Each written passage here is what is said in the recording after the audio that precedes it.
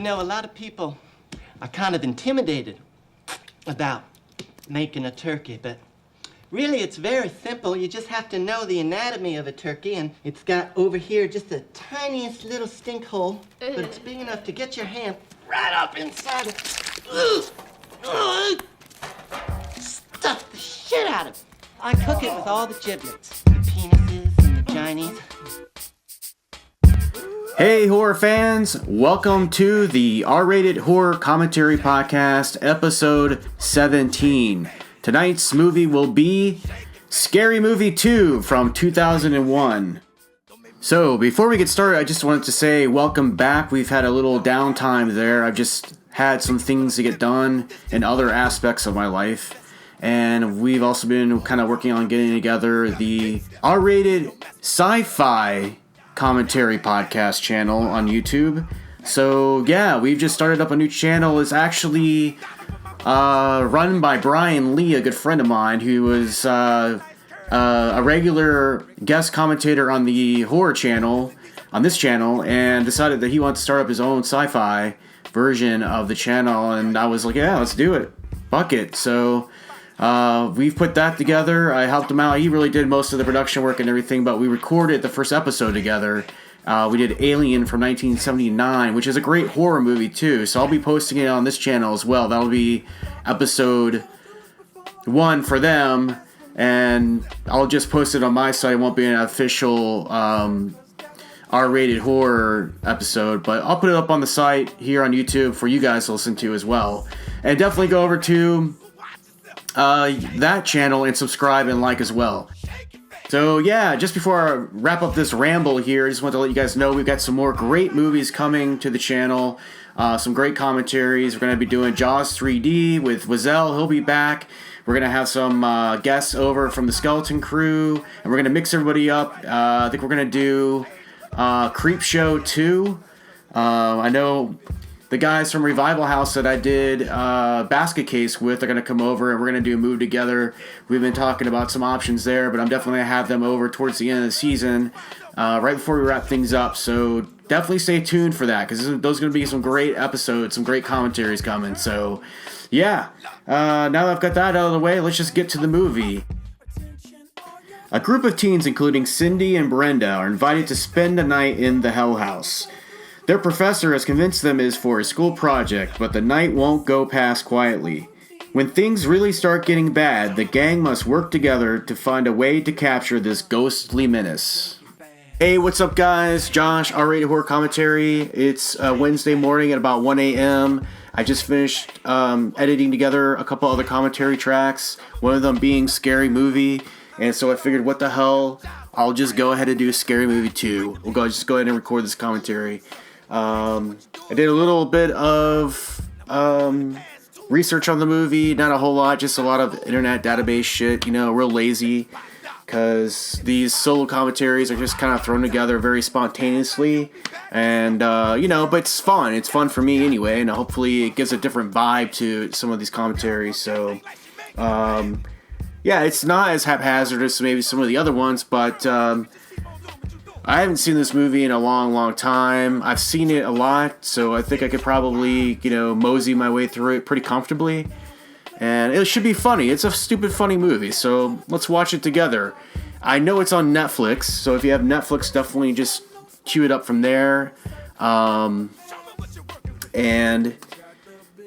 it's right now paused on the Dimensions logo where the D just drops on the screen. So it's paused, I think maybe 2 or 3 seconds in, right on the big Dimensions logo, D logo, as it drops into the frame. So this movie is only an hour 22 minutes. It really shouldn't take that long to get through. And, if we're laughing, having a good time, this should just be a blast. It's just fly by. So what do you guys say? You want to do this one? Fuck it. Open a beer, crack a beer, light a bowl, I don't know, do whatever you gotta do, drop some acid, snort some coke, if you need to, shoot some heroin, go out and get laid real quick, come back in a good mood, whatever suits you best, man. Just get your mind in the right mindset for a stupid 2001 spoof movie. All right, so when I say hit play, you hit play. We're queued up again at the D on the Dimensions logo. So in 3, 2, 1, and play. I think this house actually pops up in movies from time to time, but I always remember it from Batman, the 1960s Batman that I loved when I was a kid. But Andy Richter, great scene here, fucking hilarious, right? They're spoofing on Exorcist right out of the box. This shit makes me laugh, man.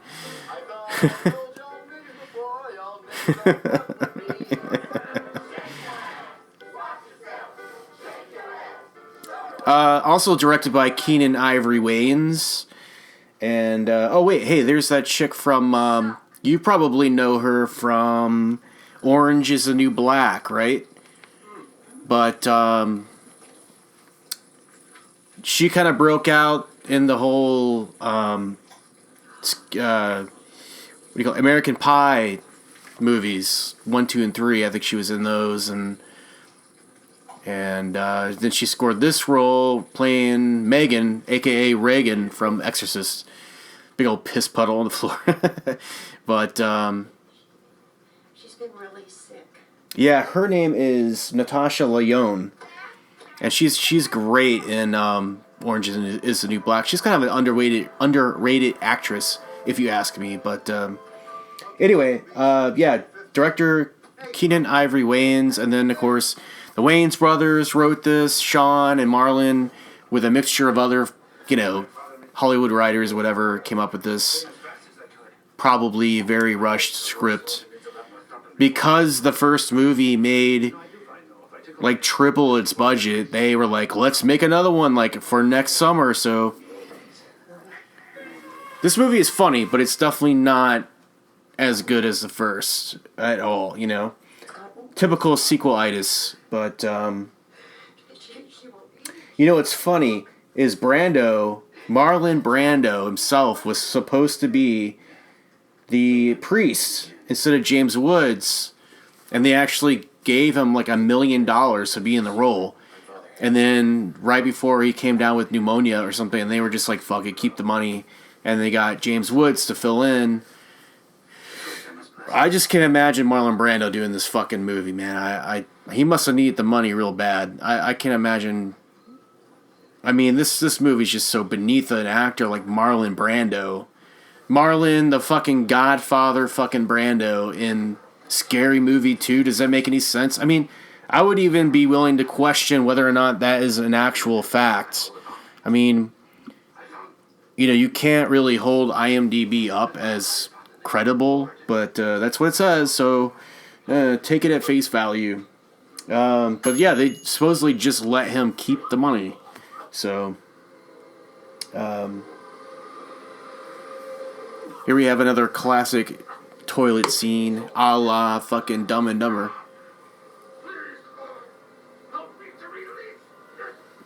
Although this movie probably would have been, I think before, no wait, Dumb and Dumber was like 98 or 97 or something. Yeah, toilet humor at its best, right? I can imagine somebody like fucking James Woods, who has done all these amazing movies, Videodrome and, Goodfellas, and here he is covered in flies taking a shit on a toilet in a crappy spoof movie. Ooh boy. Sometimes I think that, oh yeah, apparently he ad-libbed that line where he says, fuck this. He's just, it's just pretty funny, actually.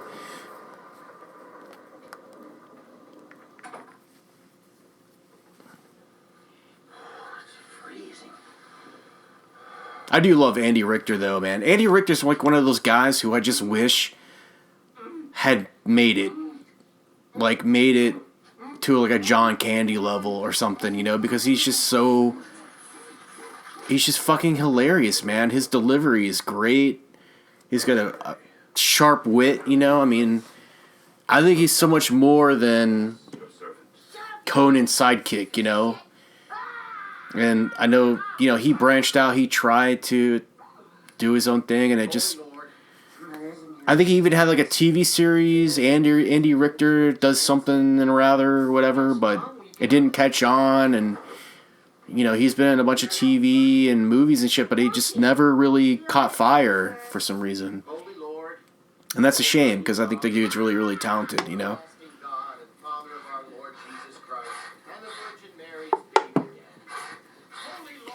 That tongue that she uses in the scene, Natasha Lyonne, same tongue they use from the actual movie The Exorcist, apparently. A lot of this stuff really seems suspect to me, because it doesn't seem likely, but that's what it says online, so... Gotta believe everything you read, right? He's fucking grinding her on the bed. Oh, I actually love this scene. The fucking puke. The fucking pea soup. Can you imagine this day on the set where they're just fucking getting this fucking shit like launched in their faces, right? They're just fucking... This probably took a whole day to film just that scene, you know? What'd you do today? Oh, I got a bunch of fucking pea soup blown in my face. Let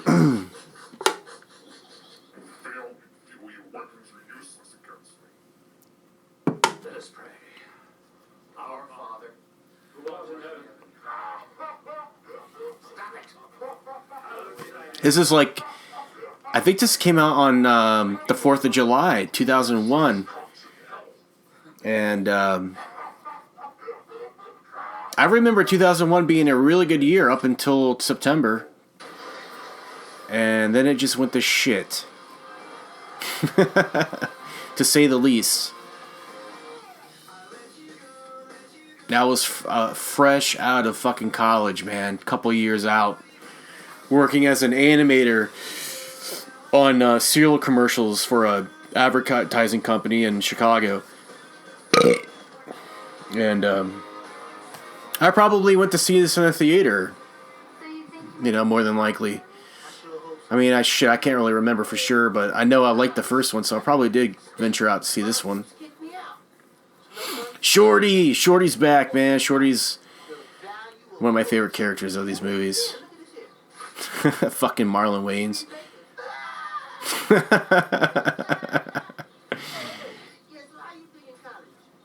don't know. It's okay, I guess.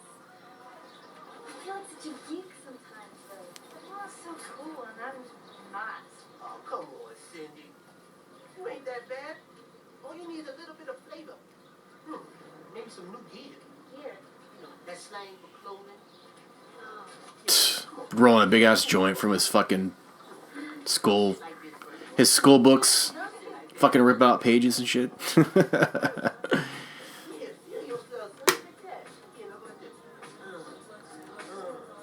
Yeah, she's white.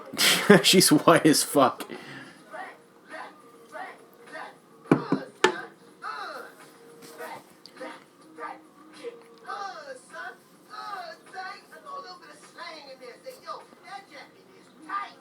I like how the donkey's raping the elephant in the background. No, that's not a subliminal fucking message or anything.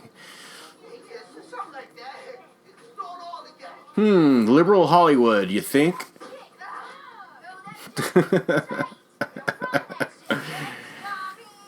Nah, I mean. I'm gonna bring that back. Oh, man, you boners aren't ready yet? Dude, relax, man. I'm telling you, we'll get you on time, all right? Here we have Ray back, of course, doing his gay routine. Oh no! These movies always have a tendency to drop those nuggets on you, man. Oh man, how many movies have scenes like that? I think maybe Silence of the Lambs and this one, and that's it. With the fucking guy tucking his dick, man.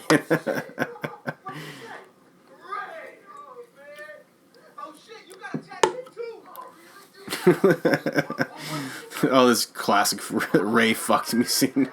I think this is a spoof on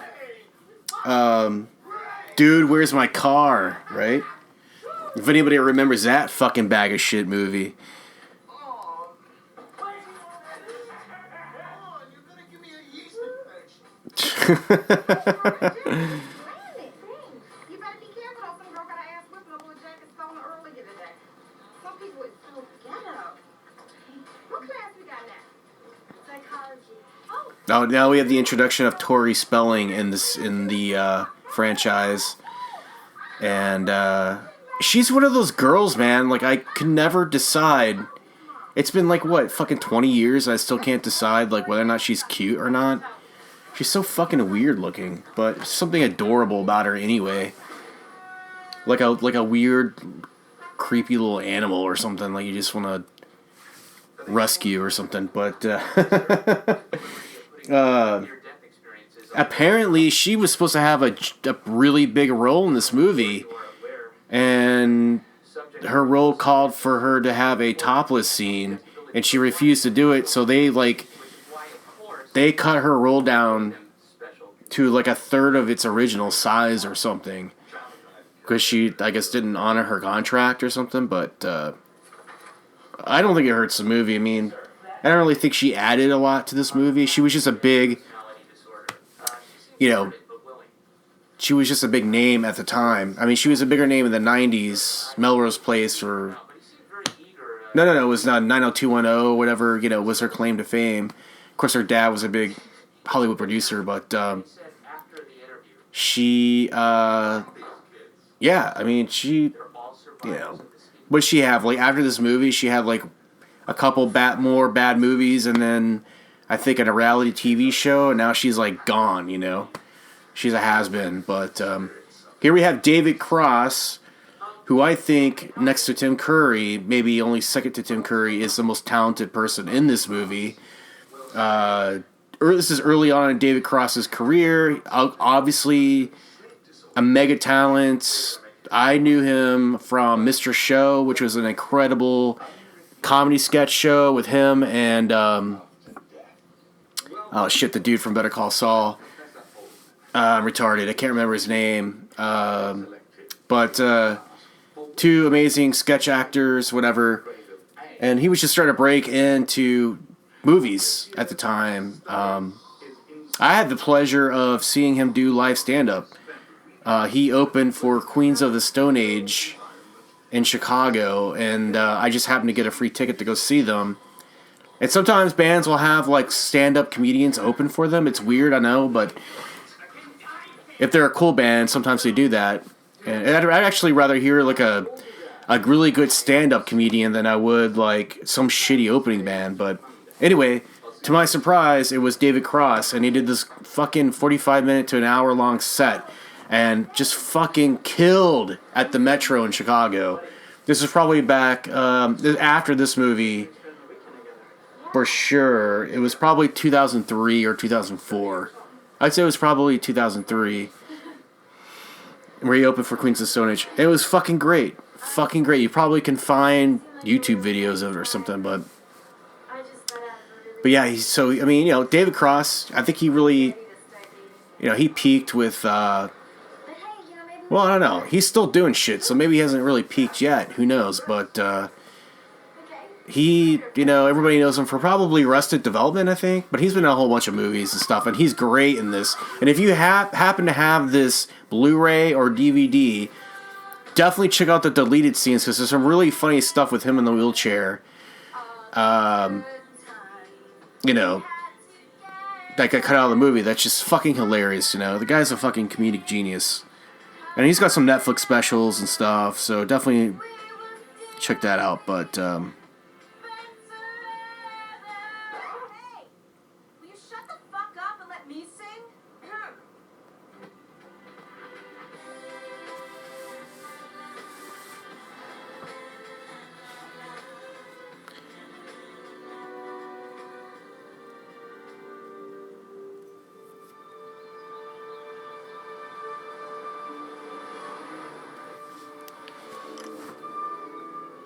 oh, Wayne Manor.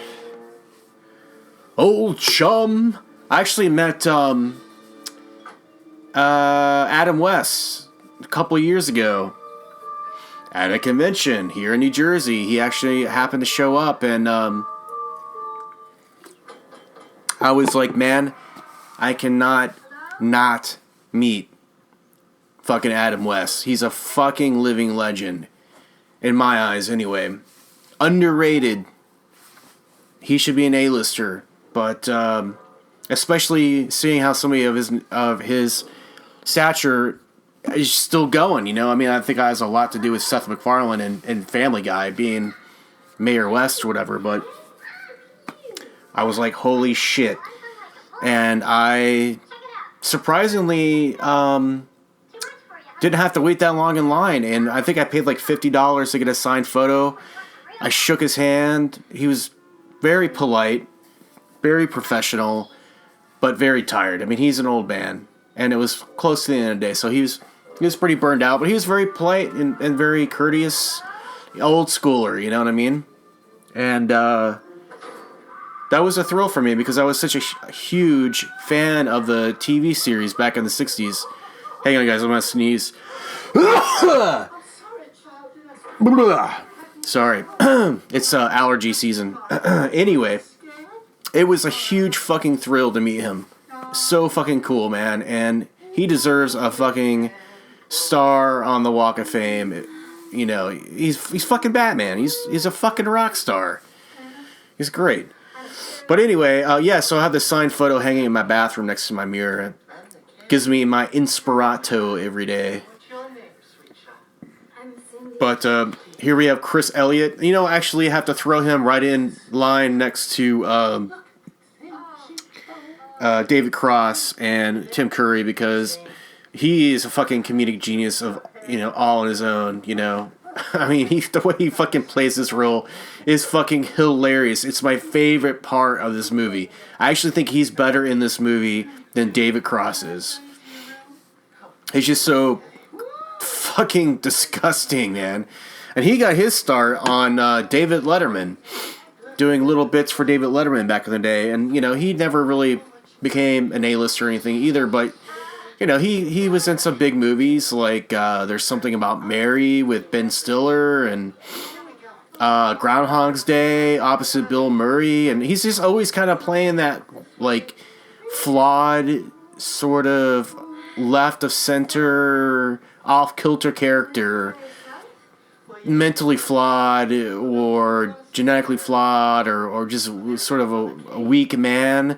But the guy is, I mean, he's fucking funny as shit. He has a great interview. I think it was with either, I think it might have been the Nerdist podcast or with Joe Rogan or something. Where he talks about his, you know, how his career started and how he got into it and everything. And, you know, he's a smart dude, man. He knows what he's doing, you know? And he's fucking great in this movie. I think, you know, he really brings the comedy chops to this comedic acting, this physical acting with this like shitty little, this little runt hand. It's just fucking great. And this scene later with the serving dinner is, I think, probably one of the best comedic performances of all time, maybe. I still love to post clips of that right around Thanksgiving. Watch it. Make room for Fanny. Wow. It's beautiful. It's just this weird, creepy pervert. I've been doing my bum busters every day. I squeeze really tight. Let loose. I squeeze really tight. You know, I haven't watched Cabin Boy in a long time. Okay. You know, I should go back and watch that again, see if it's funny. Still, you know. Some comedies, they don't survive the test of time, but I don't know. Cabin Boy, I don't know. Hey, it still popped into my mind. I still remember it, so. There's an obvious a dated joke there, which is supposed to be a callback to the Monica Lewinsky scandal in the White House when Clinton was the president, where she basically, like, blew him in the Oval Office, and he came on her, like, dress, And they went to her house and confiscated her clothes, and they found a big presidential cum stain on her, you know, on her dress. That poor girl, man. She's still haunted by that, I'm sure. But a little bit of a dated joke there. Now we have Tim Curry, who we all, I think, probably know from Stephen King's It, right? And then also, what's that cult classic? Rocky Horror Picture Show. Another big claim to fame of his, and you know, that's another one I need to go back and revisit, because the Rocky Horror Picture Show is an American classic cult film, and I'm not familiar enough with it. So this is a great exchange between these two characters, you know. David Cross, Chris Elliott really fucking dishing it out on each other here, man. The insults. They're both disabled, so it's a disabled off. I'm gonna walk away. I'll see you shortly. Sounds good. I'll just run upstairs. David Cross, that stupid fucking comb over toupee or whatever the fuck it is. Hey there, little guy. How you doing? Fuck off, Four Eyes. I beg your pardon? I said, fuck off, Four Eyes. I ought to kick your ass. Yeah, so I knew this girl. We were friends, and she had somehow had this acquaintance who had a parrot, like a full-grown parrot. It was bigger than this. It was like one of those, God, what do you call them, man? Like a macaw or something? They're like real big, and it was red. It was a beautiful bird. But she adopted it because the person who had it before didn't want it or had to get rid of it for some reason. And so she had this bird, and we would be hanging out at her house, like watching stupid movies like this, and this fucking bird, I swear to God, would not shut up. It was like having an infant baby that would cry nonstop. It was like the most annoying thing ever. Like, it would just grate. Have you ever heard a parrot scream?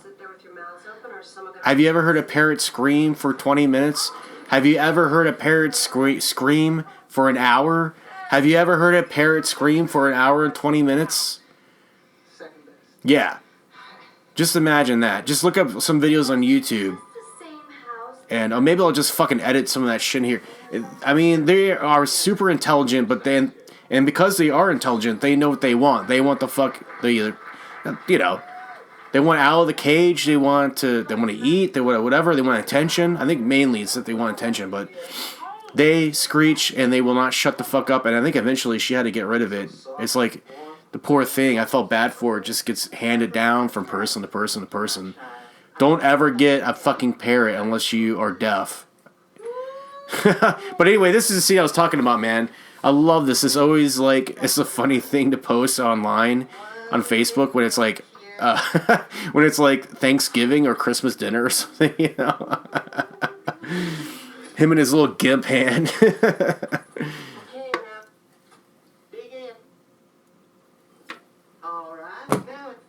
They're like, yeah, no, we'll pass.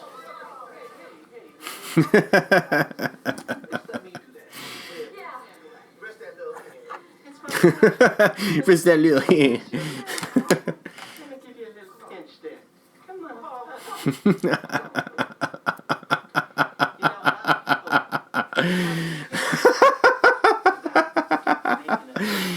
It's just so fucking funny, dude.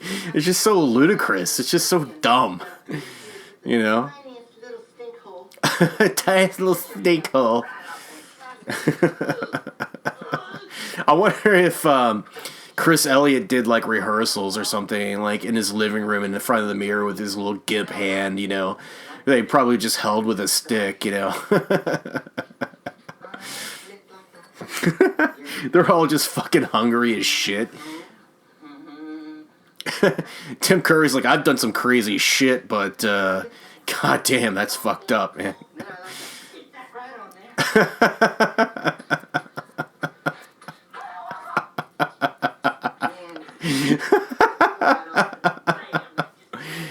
Oh man, it's still funny. It's still funny after all these years. Who's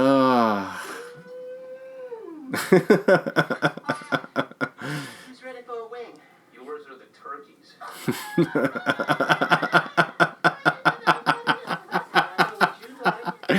Fucking Shorty.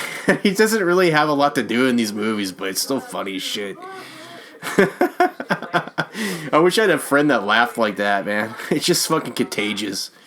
Hanson, may I ask, is there something on the menu that you use personally? Well, I ordered it for dessert. And cream, here comes pie. Okay. Who wants the first piece of that pie? Huh? I see you eyeing the first piece. Good. Pass that down. Fucking crazy pervert. My turn. You know this must You know this must have been fucking funny as shit to film these scenes, man. I mean, come on. It's fucking classic.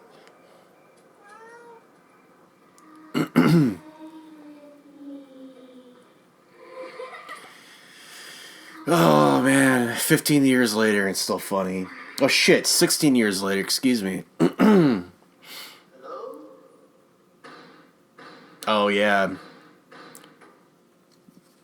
They have to make fun of there was a Nike commercial back in the early 2000s that basically, you know, basketball dribbling. Yeah, this is just like one of those commercials that really stood out back in the early 2000s, so they're spoofing it, in case you're wondering. If you're not old enough to know what the fuck they're doing here, but I don't know. This I don't know, one of the weaker sketches in the movie.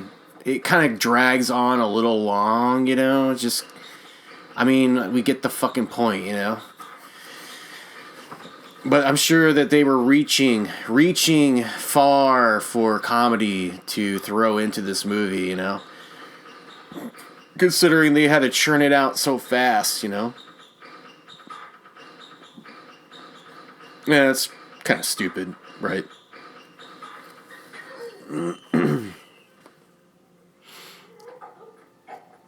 Yeah. Come on.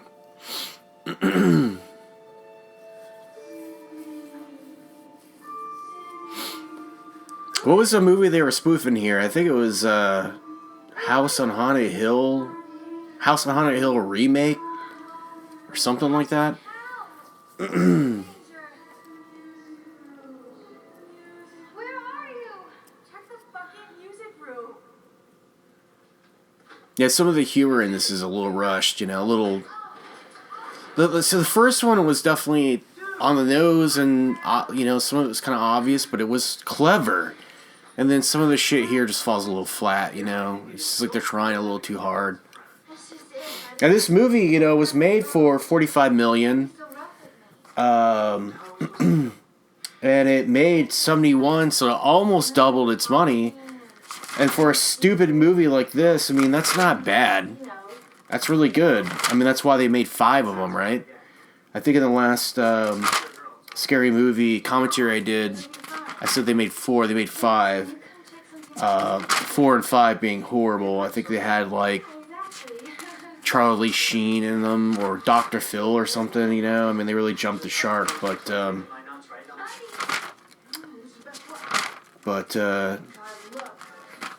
what was I saying?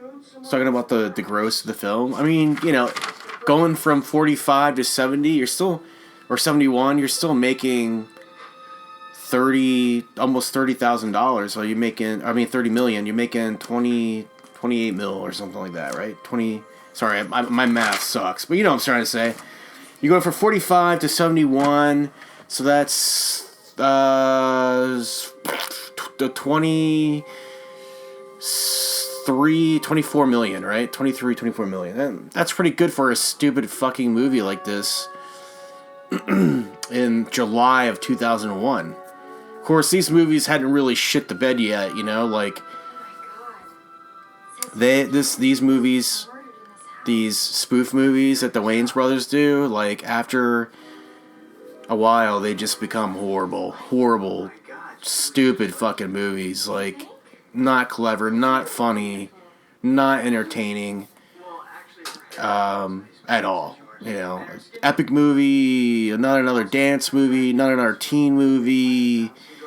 You know, you name it. They always end with movie. I think the most recent one they just did one was 50 Shades of Black, which is a spoof of 50 Shades of Grey that tanked. And these guys have a cash cow with this movie. I mean, it's good. Fucking 2 decades worth of shitty spoof movies. It's like beating a dead horse now, you know? It's like, give it a fucking rest. Leave it alone. Move on to something. See, the shame is that the Wayans brothers are all really talented. Individually, they're all amazingly talented. But they should have grown out of this type of movie making about 10 years into it. You know? So, you know, 2000... I don't know, what... or 2011 or something, they should have, you know, the turn of the century. I mean, the turn of the decade with turn of the century. Sorry, it's late. I'm tired.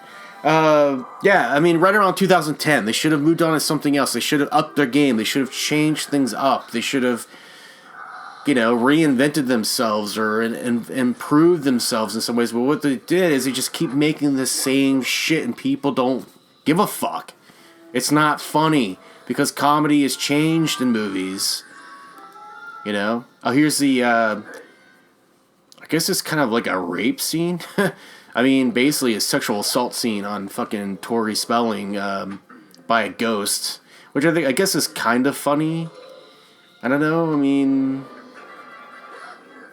she's, you know, being orally raped by a ghost. I guess it's kind of funny. You don't see it very often in movies. I mean, these scenes aren't really that funny, but what's funny is the interactions between her and the ghost after, where she's like, you know, hounding him, and he's just like trying to get away from her and stuff, you know? It's like she's just his booty call or whatever. But she sucks in this movie. I mean, she just sucks all around, but in this movie she sucks, you know. Pretty hard.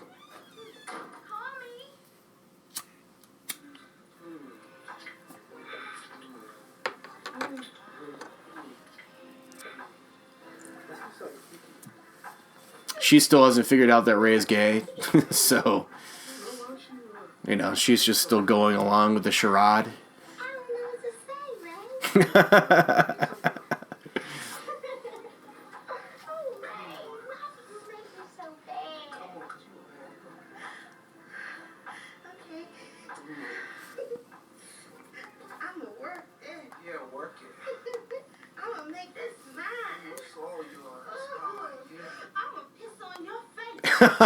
Oh, yeah.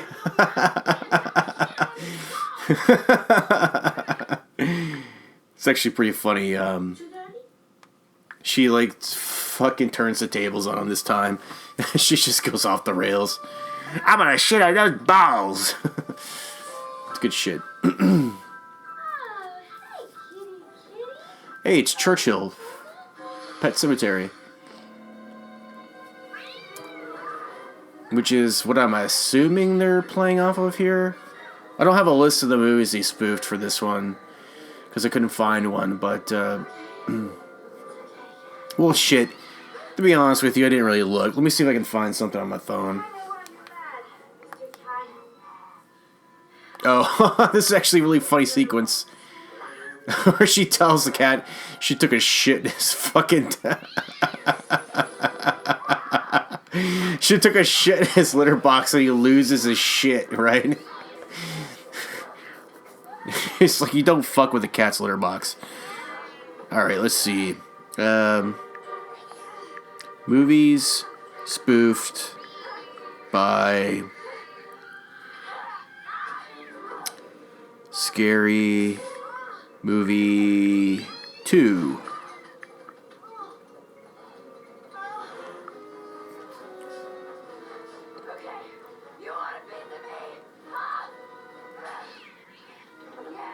Is that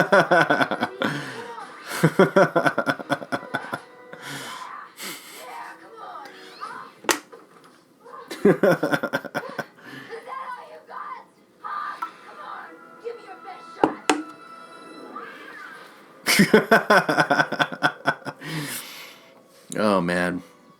Okay, I have an answer. Believe it or not.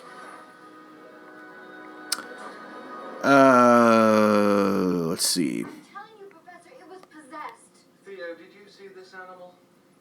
No, I didn't. The Exorcist, It, Hollow Man, The Shining, The Haunting, Poltergeist, Hannibal, Dirty Harry, Mission Impossible 2, Casper, The Nightmare on Elm Street, Charlie's Angels, Titanic, What Lies Beneath, The Changeling, Rose Red, Dude, Where's My Car, called that before, Friday the 13th, Pet Sematary, just called that, Twister, Amityville Horror, Rocky Horror Picture Show, Castaway, Save the Last Dance, and May, and The Haunted Mansion. So yeah, there you go. There's an itemized list of all the movies that get spoofed here. A baker's dozen, easy. There's something going on in this house, Professor. I'm not crazy.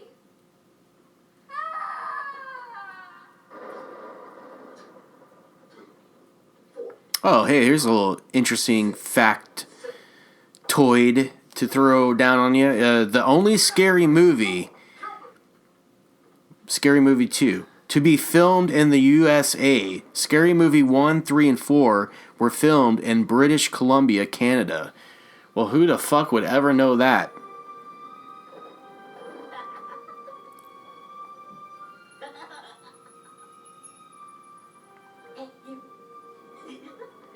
The movie was originally NC-17, but ended up being an R movie after removing a couple scenes that were in deleted scenes of the DVD version.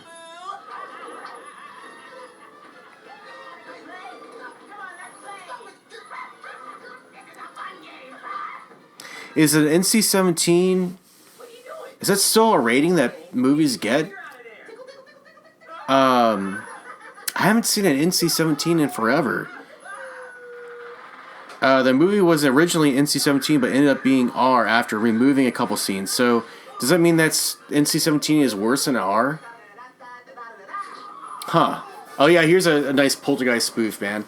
And it's crazy because I've been watching a lot of Poltergeist lately because we're doing a commentary on it Friday, but yeah, the fucking clown, man. The clown gets fucking raped.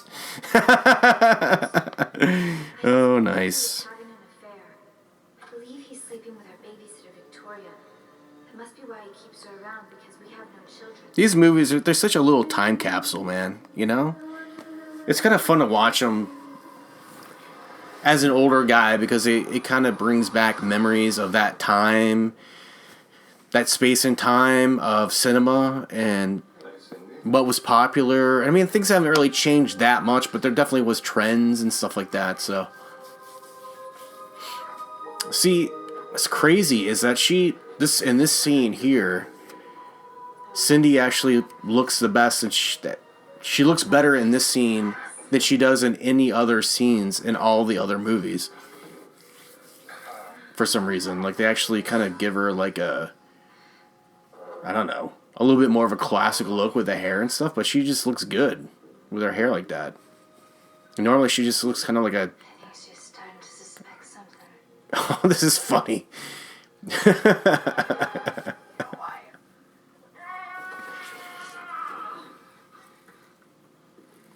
Oh my God.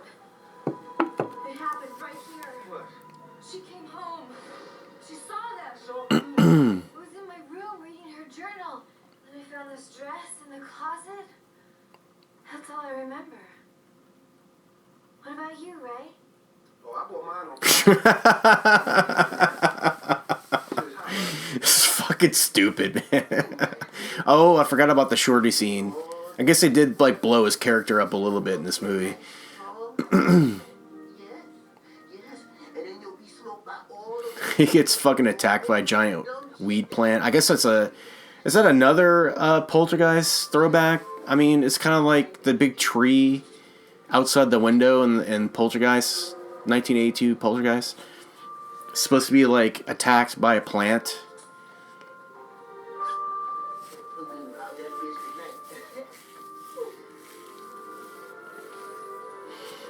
A nice stop motion animation there. Lockdown Records This is funny. Christmas. You'll get such classics as Santa Claus is coming on Mom, Jingle Ball, and who could forget Man? And how about All I Want for Christmas is the Charges Dropped? These nuts roasted on an open fire. And yup, bitch, it's Christmas and many more.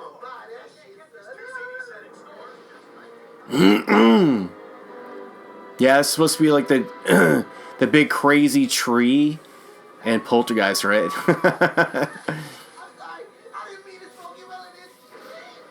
And he rolls him into a big joint.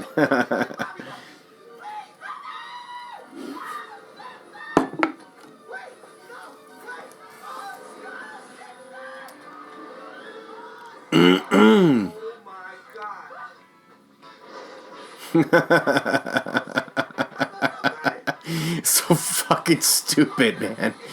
Fucking lightning bolt comes through the window and lights his head.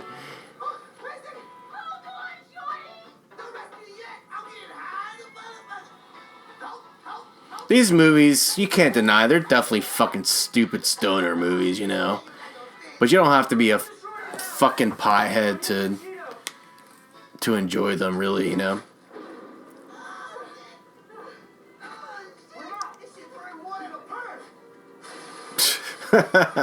They bring in a bag of Funyuns. Man, you don't have to be high to like Funyuns, dude. Funyuns are just fucking amazing on their own. The ultimate fucking trash food. I think maybe second only to what? Pork rinds? Maybe? She's got the 69 jersey on. I guess her character, Tori Spelling, a character is supposed to be loosely based off of a Charlie's Angels character or something. But who fucking knows? Who knows? Who cares, right? Oh, yeah. Sometimes you do this little squinty thing with your eyes. Look like you got Down syndrome or something. Oh, except she got some perfect boobs. Yours look like the most orangutan titties. Orangutan titties.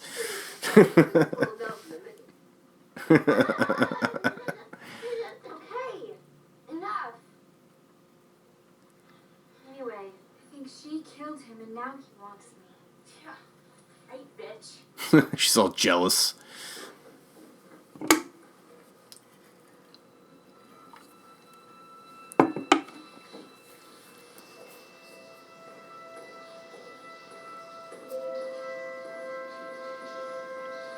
Morning, Dwight. Let me help you. I don't need your help. I can do it myself. Oh, David Cross. Professor, we need to talk. These are some great scenes with David Cross, too. I think you should consider cutting the experiment short. Look, this poltergeist is growing. Stupid fucking hair, man. We're all in danger here, and I've got to put my foot down and stand up for what I believe in and say that we've got to pull the plug. David Cross is like the ultimate hipster comic, you know what I mean?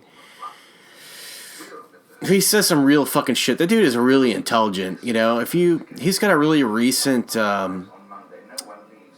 stand-up, I think on Netflix, that's really smart, you know? He really knows how to walk the edge on his comedy. I give him a lot of props, you know? I'm a big fan of his. Professor, that there could be a poltergeist in the house. Now we could all be in danger. We can't go anywhere. The gates are locked. Dwight's the only one who has the keys. Baby, give me Who's that chick with the long red hair? a banana and some duct tape. I'm gonna break his leg. Let's see. Guys, just give me 5 minutes alone with him, okay? I'll get the keys. Let's see. Curiosity here. Curiosity. I don't even know what the character's name is. What you working on? She looks good in leather pants, though. I can tell you that much. Work.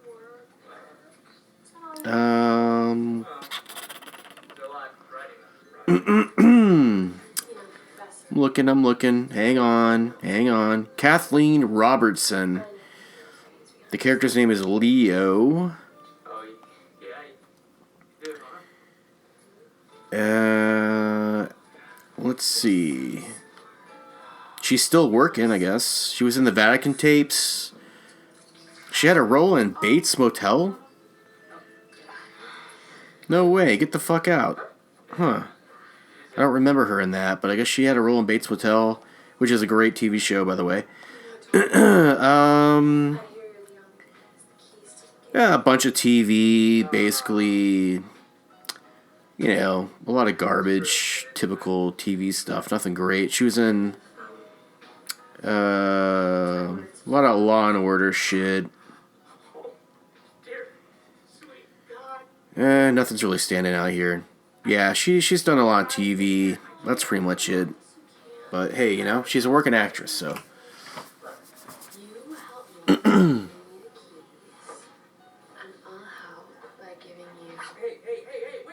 whoa! Hey, I don't need your help, okay, lady? He fucking desperate to prove himself. He starts sucking his own D. Oh, God.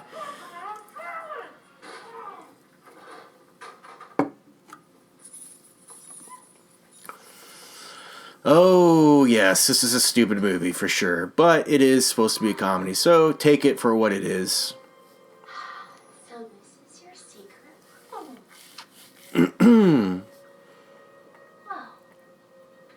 this just isn't gonna work now, is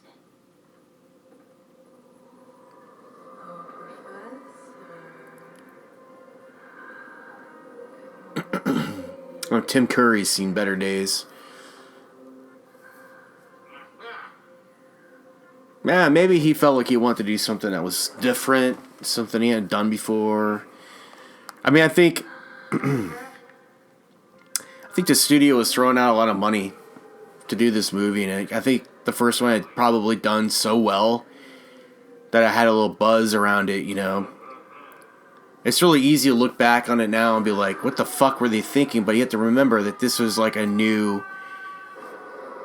These spoof movies were kind of like a new thing. It was a reinvention of an old thing, but, you know, if a movie that costs $20 million makes $120 million, it's going to be the, you know, the hot topic around town. And, of course, it's going to be urging bigger names to be in them because, well, it can only help us make $240 million off a $20 million budget if we put big names in them, right? So I'm sure these studios are urging these, you know, these somewhat quasi-well-known name actors and actresses to be in these stupid fucking movies. And yet somehow it doesn't do as good. Strange. Wonder why. Maybe because it's a rushed piece of crap?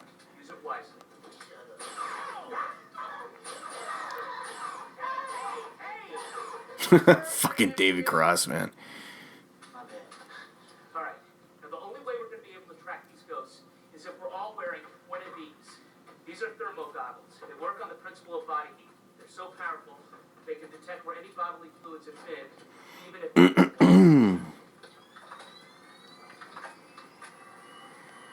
What?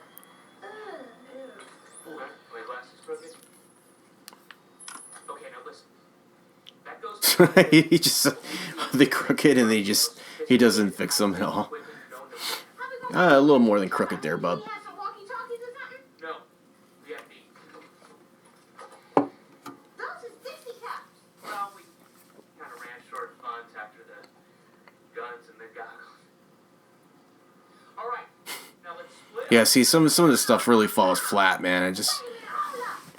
Comedy doesn't really connect. We need to stick together. You white people always say let's split up. That's what I'm saying. She's right. Okay, you three, follow me.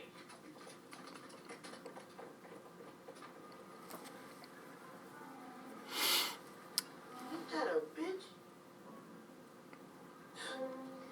Oh. Yeah, no. breaking the fourth wall. Yeah. Desperate. Feels desperate. I really think the first half of this movie so far is so much more funnier than we're in a lull. Well, we're about almost an hour in. There's 20 minutes left, so I do remember there being a lot of action towards the end of the movie. So maybe there'll be some more, some better comedy in that. But right now, it's definitely in a slump. But at least they're keeping things moving. What is this? I don't know. It's like the furnace room. All right, let's go. It definitely gets very Scooby-Doo at this point.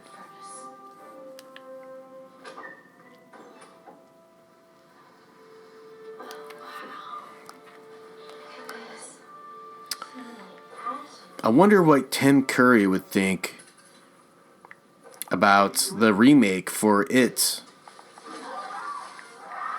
It's gotta be weird because, like, when you do a movie or a TV miniseries, rather, or do a character that was such like when you embody a role, right? Like Stephen King's It or whatever, and that just becomes part of you, like you are part of the creative force behind that, and you embody it, and it's just part of the zeitgeist and part of pop culture and fandom and the movie world and stuff, like, for decades, and then all of a sudden, like, they come out and they just fucking redo it. I wonder how that must feel to somebody who invested so much into it.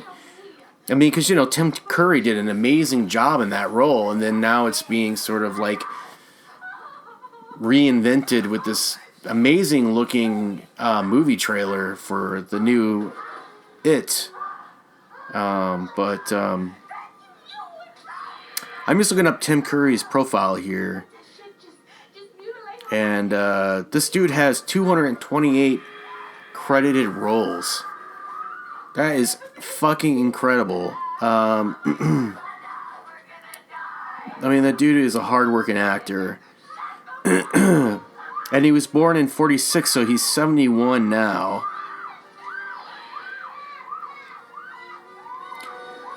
But, yeah, so he's probably best known for It and Rocky Horror Picture Show. But he did some voice acting work on the Clone Wars. I didn't know that. Young Justice.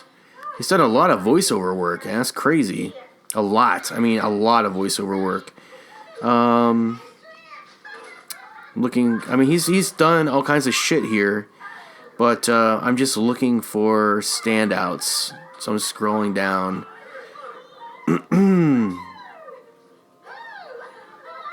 Wow. Just a lot of voiceover. I guess that's what you do in between big projects to make ends meet, I mean, that makes sense. It's kind of like me having to do, like, shitty commissions, to keep shit going.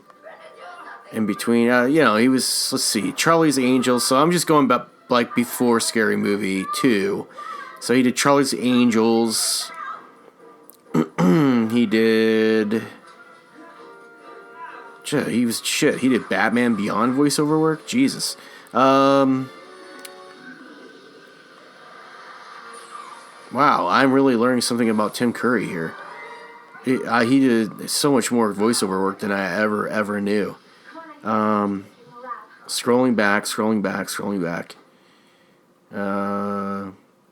Wow, that's really... Man, this guy... really underused. Obviously, he was in Home Alone 2. He was in Congo.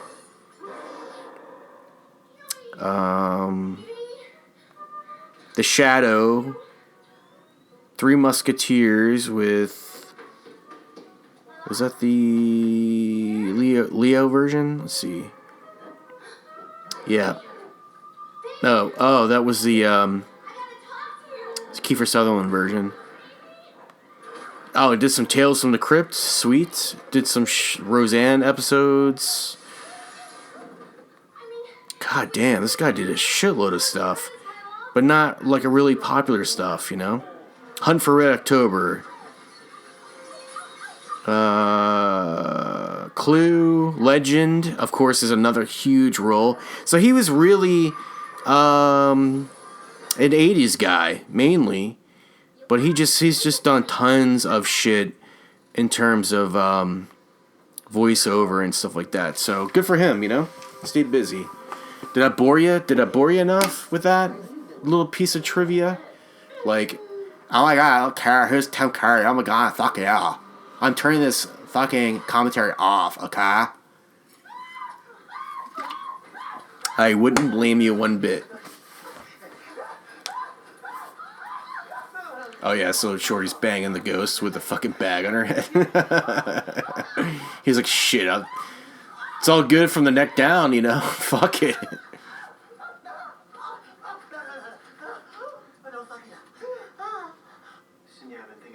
Well, that must have been a fun scene to shoot.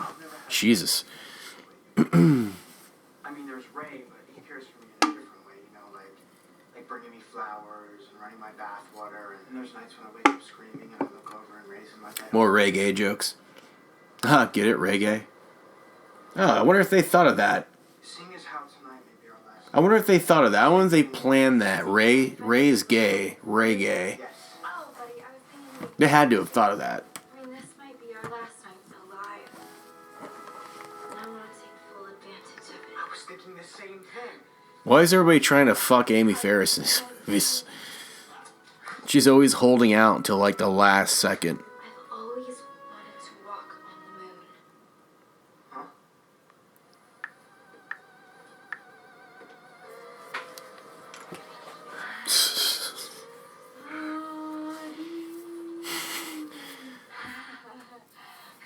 This movie definitely feels more like a improv thing than it does like a really well thought out comedy movie, you know?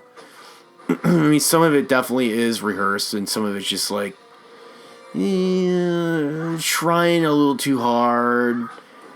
The jokes don't really connect, you know? I mean, sure we definitely know they rushed this, but it didn't really come together that well, you know? Hello? Hello, can you hear me? Come in! Come in! Copy! Do you copy me? We have a situation here! Breaker!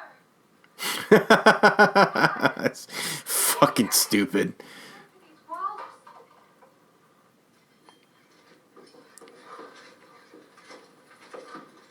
Okay. Jesus, nice boots. All right. You stay down here. It was like I'm gonna go check. fucking yak hair boots or something. I don't remember that being a thing in early 2000s. She looks like a fucking what do they call that? It's like half human, half animal. Lycanthropy. Just kind of got that vibe going on. They taught me that. Merchant Marines. 2 years. Spent 2 years on my belly, Sinead. Yeah. Look what the cripples Shit. So this is more of that improv shit. I'm sure they were really padding this shit out. You know, they're like, let's just film some shit today. Yeah, just make some shit up. You know, if somebody brought in like a sketch idea, they probably just used it. You know. Buddy, can you feel this? No. Try a little harder. What about that? You know, come to think of it, I don't even know if I've seen 5, Scary Movie 5, because I wasn't even really aware that it even existed until I started looking at these movies again, because I just started ignoring these, I think after the third one, because the quality went way downhill. Okay, buddy. Is that the one with Dr. Phil? And she always got the dick-obsessed boyfriend, you know? Oh, Cindy. I don't know how much. Let's see. Don't you say your goodbye. You're gonna get out of here. And you're gonna go on. Yeah, I guess like by part 5, the Wayans brothers are pretty much done with this shit. At least in terms of writing and directing. It's got Charlie Sheen, Lindsay Lohan. Do I have to continue? Oh, Daryl Hammond's in it. Snoop Dogg. Molly Shannon. Terry Crews. Yeah. Cat Williams. Heather Locklear. A lot of the lower tier Hollywood people coming in, subbing in to try to be funny, quote unquote, to lend star power, quote unquote. Usher, Mike Tyson. Yeah, you kind of get the general idea that it's probably a fucking shitty movie, right?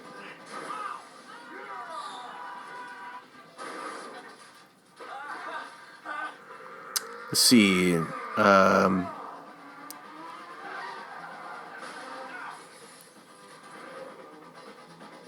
Marlon Wayans, who originally created the Scary Movie franchise alongside his brothers Keenan Ivory Wayans and Shawn Wayans back in 2000, said in an interview that the studio asked the Wayans brothers to return for Scary Movie 5 in 2013, but the brothers declined. Marlon Wayans later released his own horror movie spoof, The Haunted House, in 2013, which performed so well at the box office that it spawned its own franchise with A Haunted House 2 in 2014, released the following year. Well, I'll need to probably kind of half-heartedly check that out, I guess. But, yeah, I mean, obviously they're like, fuck it. Did I fire 3 shots or 107? Well, do you feel lucky? Scary Movie 5 was the least financially successful entry of the Scary Movie series. Anna Faris did not return for Scary Movie 5 due to her pregnancy.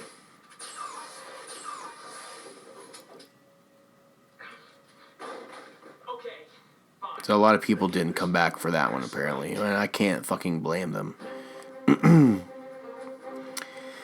I'm curious to look at it, but I know it's going to be shitty. I'm sure it's going to be fucking shitty as hell. But, you know, shit, if it ever pops up on Netflix, I mean, why not, you know? It's one of those things where you lay in a bed on your side and you're just, like, looking at your laptop in your bed on your side and just, like, you're kind of one eye open, one eye in the pillow.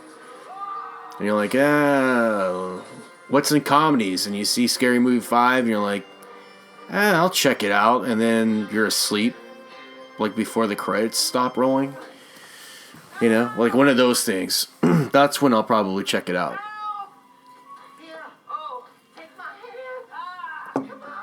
So they should have thrown. they should have put more Chris Elliott in this movie through the middle. You know, they really should have. See, this stuff is funny, dude. This David Cross, Chris Elliott shit's good. Everything else not as funny. Not as funny. But they definitely should have had more Chris Elliott through this movie. Just little things here and there or something, you know? Hey, buddy. It's time for us to get out of here. He just like blew his load. He's like, I'm happy. Whatever.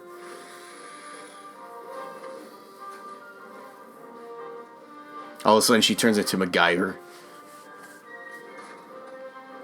She's just making a pile of shit. Roger,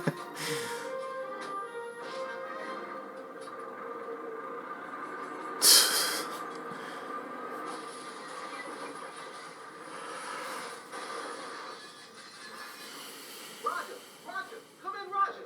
Ray, this is Sydney. I don't want to talk to Sydney. I want to talk to Roger. Roger, where you at, man? Quit fucking around. Ray, listen, the ghost is... Fucking idiots. What's your location?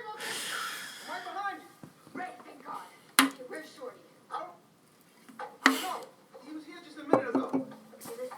You go help Buddy in the lab. I'm gonna go check upstairs. All right. That smells good.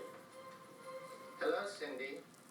Say hello. Oh, this is a spoof on the Shorty, are you okay?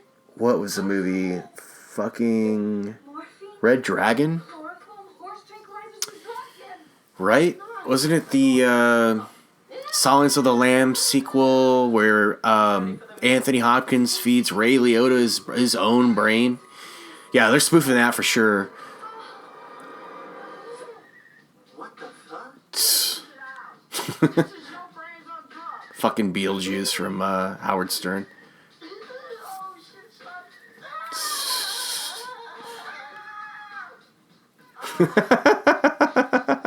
So fucking stupid. Listen, he's possessed. Let's get him.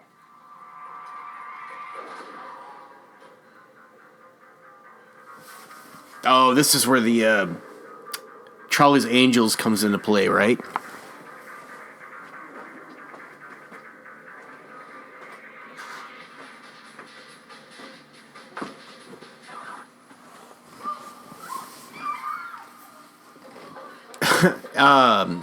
Those Charlie's Angels movies, man, like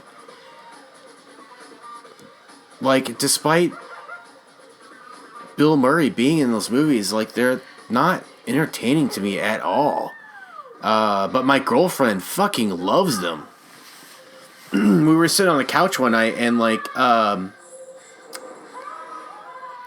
just one would just happen to be on cable and she just was like elated that it was on, and I was just sitting there watching it and just kind of like my hand on my chin, just kind of looking at it like, okay, I guess this is kind of entertaining. You know what's funny is that I think Jay and Silent Bob Strike Back spoofed this movie too. I wonder who did it first. If this movie was in 2001, when was Jay and Silent Bob? Was it 2001 as well?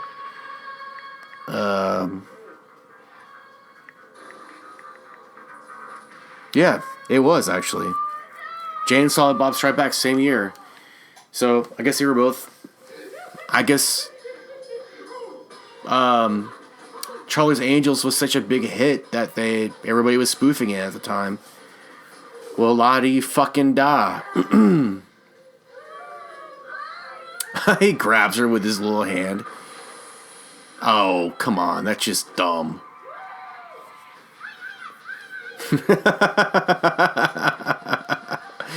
This chick is funny, dude. This actress is funny as shit.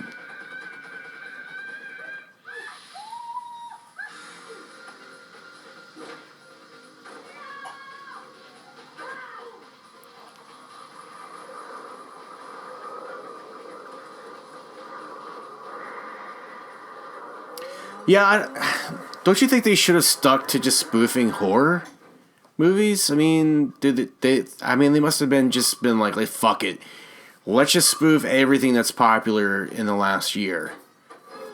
You know what I mean? Like the first one, it seems like they just spoofed horror movies, right?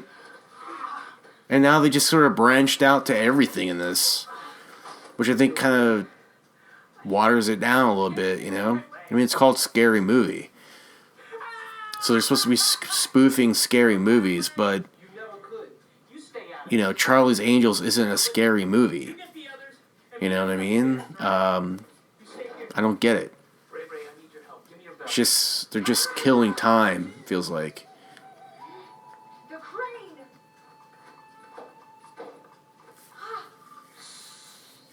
The crouching tiger. Again, with the Crouching Tiger. The drunken monkey. Yeah, see, this stuff really falls flat, man. It's just, you know, it's just sketch comedy shit. You know? The camel toe. That's actually kind of funny.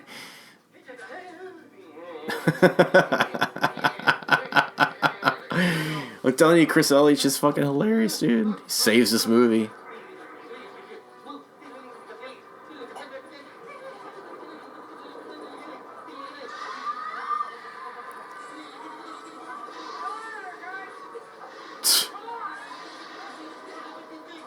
The hell? It's going supernova, man. It's going supernova. Okay, listen. Someone has to go and lure him onto that platform. All right, we're in the last stretch of the movie. Thank God. No, buddy. This movie is dying I was saying, let me have your computer. dying on the screen. And I am almost out of beer, so Have to get off. Alright, 180. You can if me you want. Come get me. I'm not afraid anymore. Show yourself.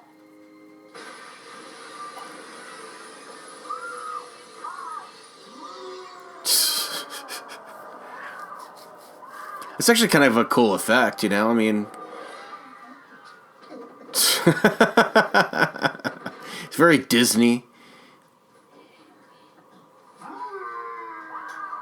he's here. Do something. I can't. She's still on the platform. If I throw the switch, she'll die.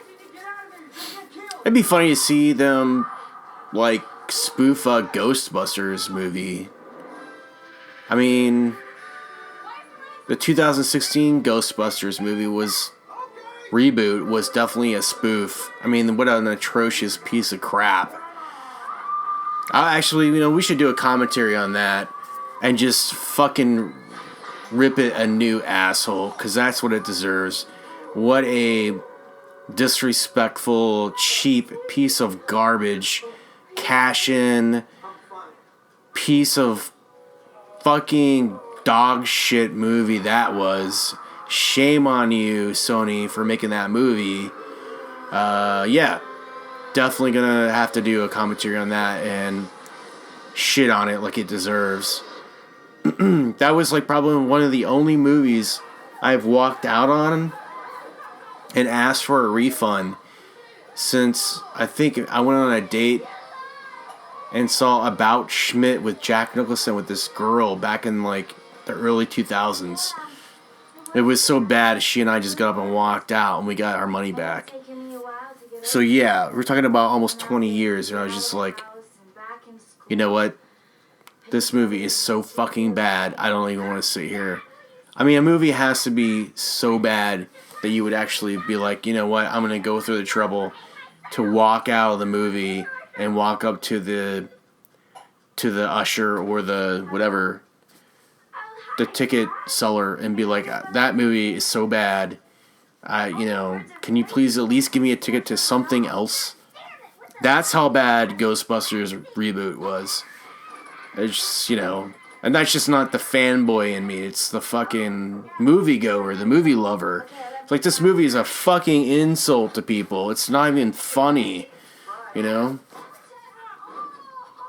What a, rushed piece of garbage.